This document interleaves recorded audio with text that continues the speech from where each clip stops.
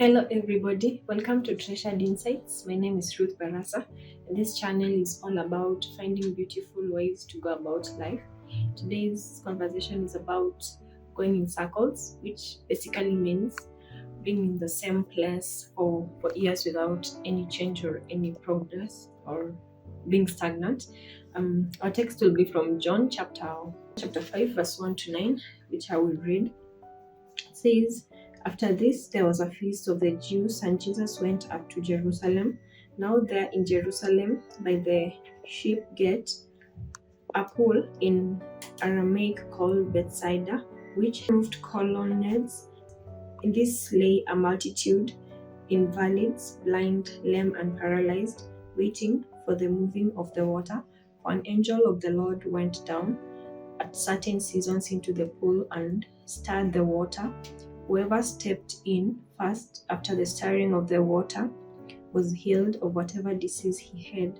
One man was there who had been an invalid for 38 years. When Jesus saw him lying there and knew that he had already been there a long time, he said to him, "Do you want to be healed?" The sick man answered him, "Sir, I have no one to put me into the pool when the water is stirred up, and while I am going, another steps down before me." Jesus said to him, "Get up, take up your bed and walk." And at once the man was healed, and he took up his bed and walked. Now that day was the Sabbath. This man by the pool of Bethsaida had been there for 38 years. And us in our lives right now, maybe there are places that you've been going and revolving around the same place from year to year. Maybe you've been looking for a job for years and nothing has been coming. Maybe you've been asking to God for a child or for a marriage, and it has not been coming to pass. Just like this guy who was waiting for God's healing, the way Jesus reached to him and he started explaining his situation, he was saying that, "I just see the angel coming to stir up the water in the pool, and before I get there, people get there ahead of me." And I know the reason is because the person was lame, so he cannot move that fast, and also because he did not have someone to help them. And maybe in your life you're in a situation where your blessing is not coming. You pray for things and you see the things that you pray for being answered in other people's lives. You see other people going ahead of you, being in those situations that you're in, and they get through it and they start testifying of the Lord's goodness, but you're in the same place, you're revolving there. You're just watching people getting blessed with things that you will desire for your life. And the fact that God took notice of this man, it means that even us, while we're in such situations, God is not blind to that. He sees where we are walking, knows the situation surrounding us, and he understands like how it feels to be there, and he's strategizing a way for him to come and take us out of that situation. So maybe you've been in a situation for this guy it was 38 years. Maybe yours has been 5 years or 10 years, 20 years, and you're still expecting. It doesn't mean that God is not coming. It doesn't mean that there is no way out, because God is able to do everything. And if he allowed you to be in that situation, it's not like it's a mistake or it just happened by like it's an accident or something. Because if he allowed it, many reasons as to why people go through things for a long time. And I guess as believers, one of the major reasons why God allows us to go through such seasons is because he wants to glorify himself through us. There's also a text in the Bible that says there was a blind man, and then people were asking Jesus, is it that this man sinned or his parents sinned, that is why he is blind? And Jesus told them, no, it's because I wanted to glorify myself through his life. So many times we are in situations and we feel like, what did I do to deserve this? Or is it something that that happened in my generation or something. At times, yes, that could be the case, but in some situations it's God. He wants to glorify himself through your life. If people saw you in in a certain situation for so many years, then they were like, maybe they wrote you off, or you even felt inside of you that this could never change. Then people come later and they see what God has done in you.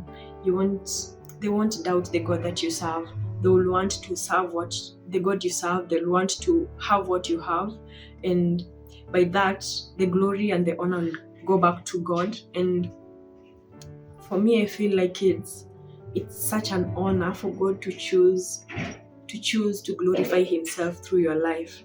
So if you're going through something, instead of seeing it just as the pain, instead of just looking at the painful part of it, you can look at it as God is like the way he took notice of this man who needed to be thrown into the pool and had no one.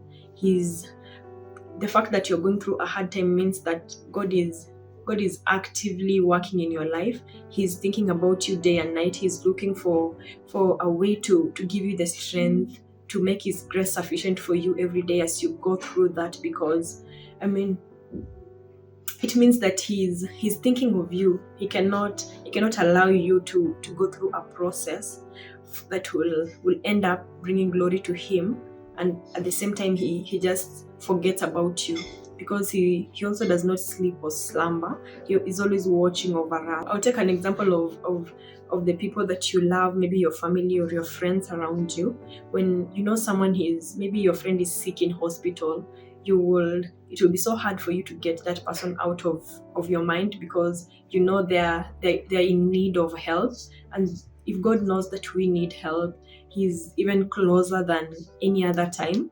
And we have to know that he's always actively working in our lives, and he never takes his eyes off us in such situations. And at the end of the day, he's going to glorify himself through that situation. And you can allow God to start something new in you, and it can start also with you. And as much as it can end with you, it can start with you, and the other generations will keep copying whatever you have done, and they'll be blessed with the blessing that God initiated in your life. Everything that exists in the world, it had a beginning.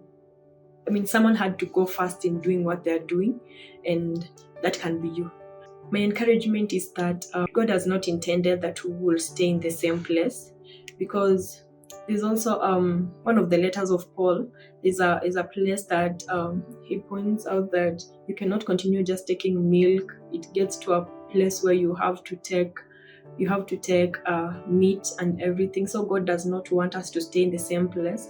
Maybe you're stagnant in your spiritual life. Maybe you are stagnant in your job. People are being promoted, and you've just been in the same place. You've been faithful and everything.